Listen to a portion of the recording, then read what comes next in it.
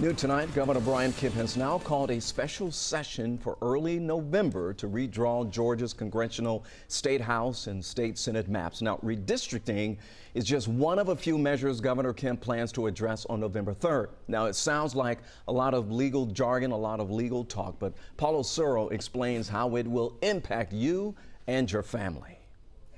Governor Kemp is just doing his constitutional duty. Redistricting normally happens once a decade when the census is released. The number of congressional seats are decided depending on the state's population change. As a result of this census, Georgia isn't gaining or losing any seats, but populations may have shifted around the state. So it's important that each district have the same number of constituents. In 2011, this process took place in August, but this year it's a little later due to COVID-19. Something else that will be different this year, Georgia won't be required to clear its district lines by the Justice Department before they go into effect.